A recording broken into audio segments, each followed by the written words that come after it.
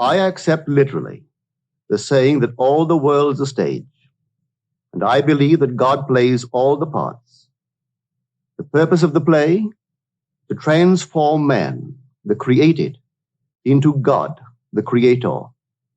God loved man, his created, and became man in faith that this act of self-commission would transform man, the created, into God, the creator. The play begins with the crucifixion of God on man as man, and ends with the resurrection of man as God. God becomes as we are, that we may be as he is. God becomes man, that man may become first a living being, and secondly, a life-giving spirit. I live, yet not I, but God lives in me, and the life I now live in the flesh, I live by the faith of God, who loved me and gave himself for me. God took upon himself the form of man, and became obedient unto death, even death on the cross of man, and is crucified on Golgotha, the skull of man. God himself enters death's door, the human skull, and lays down in the grave of man to make man a living being. God's mercy turned death into sleep. Then began the prodigious and unthinkable metamorphosis of man, the transformation of man into God. No man, unaided by the crucifixion of God, could cross the threshold that admits to conscious life. But now we have union with God in his crucified self. He lives in us as our wonderful human imagination. Therefore, man is all imagination, and God is man, and exists in us, and we in him. The eternal body of man is the imagination. That is God himself. When he rises in us, we will be like him, and he will be like us. Then all impossibilities will dissolve at the touch of exaltation, which his rising in us will impart to our nature. Here is the secret of the world. God died to give man life and to set man free. For however clearly God is aware of his creation, it does not follow that man, imaginatively created, is aware of God. To work this miracle, God had to die, then rise again as man. And none has ever expressed it so clearly as Blake. Blake says, or rather has Jesus say, "Unless I die, thou canst not live. But if I die, I shall arise again, and thou with me. Wouldst thou love one who had never died for thee, or ever die for one who had not died for thee? And if God dieth not for man, and giveth not himself eternally for man, man could not exist. So God dies. That is to say, God has freely given himself for man. Deliberately, he has become man, and has forgotten that he is God, in the hope that man, thus created, will eventually rise as God. God has so completely offered his own self for man that he cries out on the cross of man, my God, why hast thou forsaken me?" He has completely forgotten that he is God. But after God rises in one man, that man will say to his brothers, "Why stand we here trembling around, calling on God for help, and not ourselves, in whom God dwells?" This first man that has been raised from the dead is known as Jesus, the first fruits of those who have fallen asleep. For man, God died. Now by a man has come also the resurrection of the dead. Jesus resurrects his dead father by becoming him. In Adam, the universal man, God sleeps. In Jesus, the individualized God, God wakes. In waking, man, the created, has become God, the creator, and can truly say, "Before the world was, I am." Just as God, in his love for man, so completely identified himself with man that he forgot that he was God, so man, in his love for God, must so completely surrender himself to God that he lives the life of God and no longer that of man. God's play, which transforms man into God, is revealed to us in the Bible. It is completely consistent in imagery and symbolism. The New Testament is hid in the Old Testament, and the Old is manifested in the New. The Bible is a vision. It is not a doctrine or a ritual. The Old Testament tells us of God's promises. The New Testament tells us not how these promises were fulfilled, but how they are fulfilled. The central theme of the Bible is the direct, individual, mystical experience of the birth of the child. That child of whom the prophet spoke. To us a child is born, to us a son is given, and the government will be upon his shoulder, and his name will be called Wonderful Counselor, Mighty God, Everlasting Father, Prince of Peace. Of the increase of his government and of peace there will be no end. When the child is revealed to us, we see it, we experience it, and the response to this revelation can be stated in the words of Job. I had heard of thee by the hearing of the ear, but now my eye sees thee. The story of the incarnation is not fable, allegory, or some carefully reasoned formula to enslave the minds of men, but mystical fact. It is a personal mystical experience of the birth of oneself out of one's own skull, symbolized in that of a child wrapped in swaddling clothes and lying on the floor.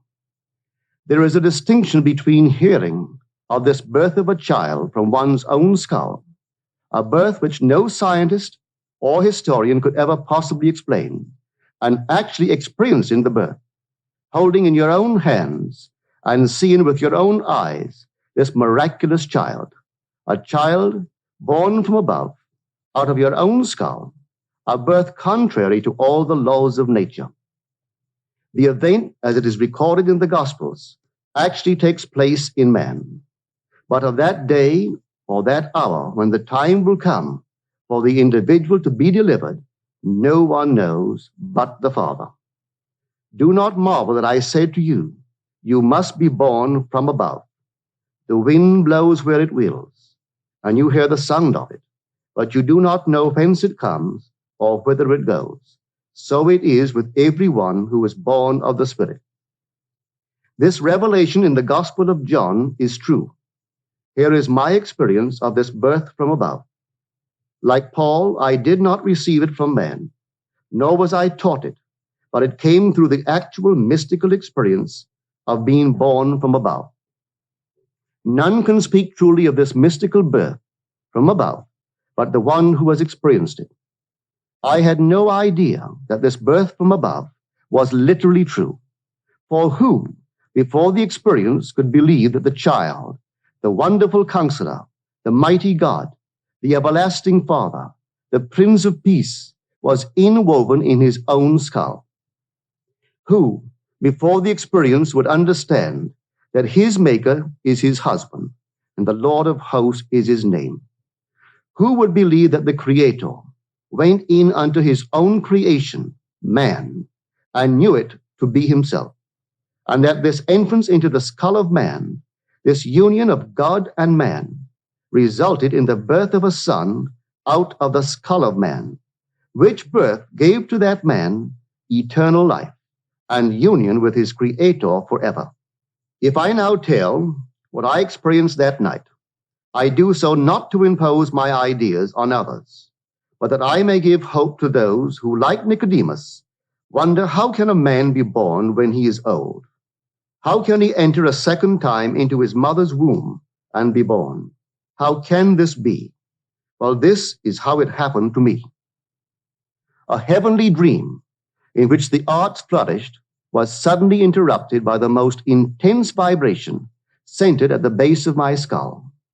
Then a drama as real as those I experience when I am fully awake began to unfold. I felt myself within my skull, trying to force my way out through its base. Something gave way, and I felt myself move, head downward, through the base of my skull. I squeezed myself out inch by inch. When I was almost out, I held what I took to be the foot of the bed and pulled the remaining portion of me out of my skull. There on the floor, I laid for a few seconds. Then I rose and looked at my body on the bed. It was lying on its back and tossing from side to side like one in recovery from a great ordeal. As I contemplated it, hoping that it would not fall off the bed, I became aware that the vibration which started the whole drama was not only in my head, but now was also coming from the corner of the room. As I looked over to the corner and wondered if that vibration could be caused by a very high wind, a wind strong enough to vibrate the window, I could not believe that the vibration which I still felt within my head was related to that which seemed to be coming from the corner of the room. Looking back to the bed, I discovered that my body was gone, but in its place sat my three oldest brothers. My oldest brother sat where the head was. My second and third brothers sat where the feet were. None seemed to be aware of me, although I was aware of them and could discern their thoughts. I suddenly became aware of the reality of my own invisibility. I noticed that they too were disturbed by the vibration coming from the corner of the room. My third brother was the most disturbed and went over to investigate the cause of the disturbance. His attention was attracted by something on the floor, and looking down, he announced, "It is Neville's baby." My other two brothers, in most incredulous voices, asked, "How can Neville have a baby?" My brother lifted the infant wrapped in swaddling clothes and laid him on the bed.